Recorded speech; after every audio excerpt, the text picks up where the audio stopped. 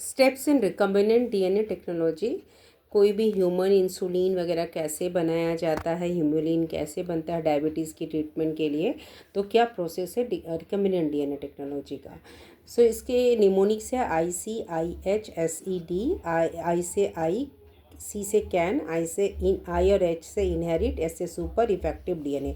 सो इसमें प्रोसेस है आइसोलेशन करते हैं डीएनए को, जीन ऑफ इंटरेस्ट को, देन कटिंग करते हैं डीएनए को रेस्ट्रिक्शन इंजाइम से, जैसे कि इको अर्बन हिन 3 से, जिसको रेस्ट्रिक्शन इंजाइम को हम मॉलिकुलर सीजर भी कहते हैं। फिर इंसर्ट करते हैं उस जीन ऑफ इंटरेस्ट को कहाँ पे, वेक्टर डीएनए में। फिर इंट्रोड्यूस करेंगे होस्ट सेल में, होस्ट सेल इकोलाई, जैसे कि रिकम्बिनेंट डीएनए ट्रांसफर्ड हुआ होस्ट ऑर्गेनिज्म लाइक इकोलाई में और ट्रांसफॉर्मेशन होता है बैक्टीरिया में। देन सिलेक्शन स्क्रीनिंग मेथड करते हैं, आइडेंटिफाई करते हैं सेल का जो कि सक्सेसफुली रिकम्बिनेंट डीएनए बना कि नहीं बना।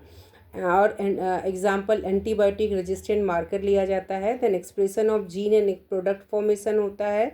होस्ट एक्सप्रेस करता है फॉरेन जीन को प्रोड्यूस करे डिजायर्ड प्रोटीन को।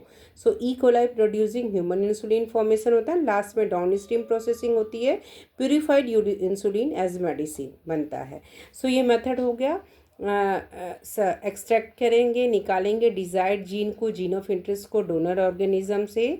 और ये बैक्टीरियल सेल है जिसका न्यूक्लियोइड है bacterial chromosome and extra chromosome है जो प्लाज्मिड है। एंड देन प्लाज्मिड एक्ट करता है वेक्टर और व्हीकल डीएनए की तरह। इस जीन ऑफ इंटरेस्ट को लिया जाता है and then foreign passenger DNA with a desired gene को लिया जाता है। एंड देन उसके बाद इसको कट किया जाता है, cutting of DNA by restriction enzymes, जिसको मॉलिकुलर सीजर भी कहते हैं। कट डीएनए करता है स्पेसिफिक साइट में, प्रोड्यूस करता है sticky and in both foreign and vector DNA.